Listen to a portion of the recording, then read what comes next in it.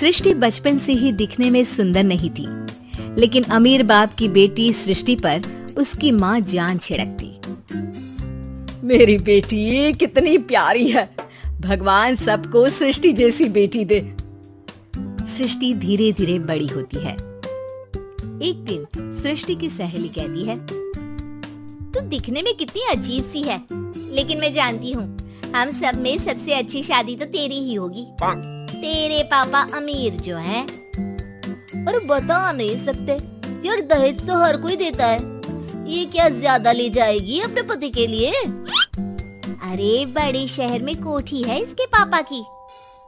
अरे पापा की है ना, कौन सी इसकी है? इसकी होती तब तो कोई भी लड़का इससे शादी कर लेता। अरे पापा की मतलब पापा की है तो मेरी ही है ना? किसने कहा? अब तेरी तो तब होगी ना जब तेरा भाई ना हो। वैसे भी शादी के बाद सारी प्रॉपर्टी भाई के नाम होती है। सृष्टि समझ जाती है कि उसे किसी भी हालत में माँ बाप की सारी प्रॉपर्टी को अपने नाम करना है, लेकिन कैसे? एक दिन सृष्टि का भाई शीनू कहता है, बहन क्या कर रही है? तुझसे एक बात करनी है। अरे हाँ करना, मैं तो तेरी बहन हूँ। बहन मेरी लाइफ में ना एक लड़की है, बहुत अच्छी है। मैं सोच रहा हूँ माँ और पापा से बात करूँ शादी के लिए। सृष्टि को समझ में आ जाता है कि भाई की शादी होते ही भाभी उसे एक दिन भी घर में बर्दाश्त नहीं करेगी।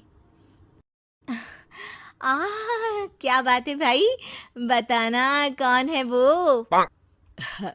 यार वो बहुत अच्छी लड़की है, पढ़ी लिखी है, मेरे साथ जॉब भी करती है। बस एक प्रॉब्लम है। प्रॉब्लम? क्या प्रॉब्लम है भाई? यार वो शादीशुदा है, लेकिन उसके पति ने उसे सिर्फ इसलिए छोड़ दिया क्योंकि उसके माँ बाप दहेज नहीं दे पाए। सृष्टि ये सुनकर न जाने क्यों खुश हो जाती है। अरे भाई तो क्या हुआ, लड़की तुझे तो पसंद है ना?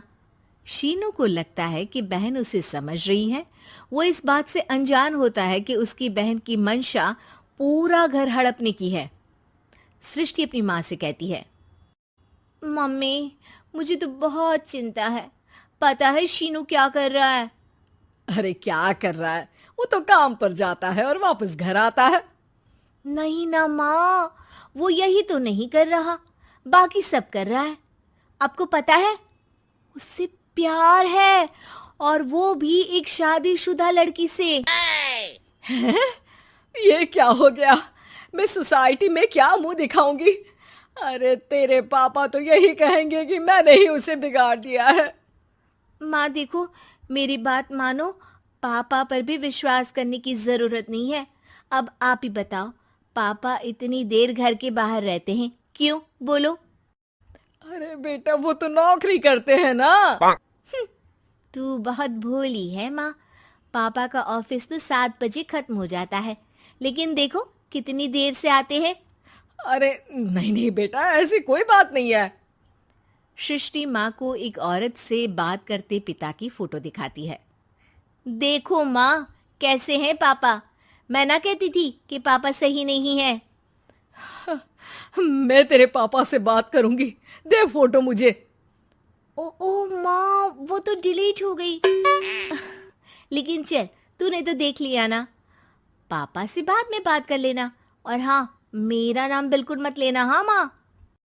अब क्या था, सृष्टि के माँ और पिता के बीच झगड़ा होना शुरू हो जाता है। सृष्टि के मन में क्या चल रहा था कोई नहीं जानता था। एक दिन, माँ सृष्टि के लिए एक लड़का देखा है, वो लोग शाम को उसे देखने आने वाले हैं। और हाँ माँ, एक खुशखबरी, मैं और पापा मिलकर एक नया बिजनेस ट्राई कर रहे हैं। शाम को लड़का आता है, सांवले रंग का। सृष्टि को तो बिल्कुल भी पसंद नहीं आता। लड़की की माँ कहती है, लड़की का चेहरा तो कोई खास नहीं, लेकिन अगर मेरे बेटे को आप लोग सेटल कर दें तो मैं उसकी शादी आपकी बेटी से करवा दूं। सृष्टि को लड़का बिल्कुल पसंद नहीं था। उसे भाई पर गुस्सा आ जाता है। लड़के वालों के जाने के बाद कहती है, माँ देखा शीनू मेरे लिए कैसा लड़का लेकर आया, न दिखाने लायक न सुनने लायक, सेटल भी नहीं, वो भी हम करे। अरे माँ, मैं जानती हूँ ये मेरी शादी किसी भी घर में क्यों करवाना चाहता है। अरे कैसी बात कर रही है बहन? तूने तो देखा ना, लड़के को मैंने ही मना कर दिया तुझसे शादी के लिए। जिसने लड़का बताया था उसने उसकी बहुत तारीफ की थी। बात आई गई हो जाती है, लेकिन सृष्टि का मन शांत नहीं होता। क्या करूँ, कुछ समझ में नहीं आ रहा। मेरी शादी हो गई तो ये लोग पूरी प्रॉपर्टी शीनू के नाम कर देंगे। मेरे हाथ तो कुछ लगेगा ही नहीं। तभी सृष्टि को आइडिया आता है। वो किसी वकील को फोन करती है। जी देखिए, अगर आपके मम्मी पापा का तलाक हो जाता है तो आपके पिता की आधी प्रॉपर्टी आपकी माँ के नाम हो जाएगी। फिर उसे वो किसी को भी दे सकती है।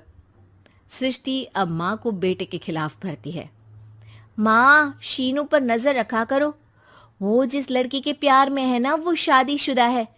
यहाँ आएगी, सारा पैसा, रुपया, जमीन, जायदाद सब हड़प लेगी। पापा का भी हाल तुमसे छुपा नहीं है। ऐसा ना हो कि मैं और आप एक दिन सड़क पर भीख मांगे। हे भगवान, मैं तो जीते जी मर जाऊंगी अगर ऐसा हो गया तो। ऐसा हो गया नहीं माँ, ऐसा ही होगा। अभी समय है, आगे का सोच लो। मैं तो कहती हूँ पापा से आधी प्रॉपर्टी लेकर अलग हो जाओ। पापा की आधी प्रॉपर्टी भी हम लोगों को अगर मिल जाती है ना, तो अगले 7 जन्म सफल समझो।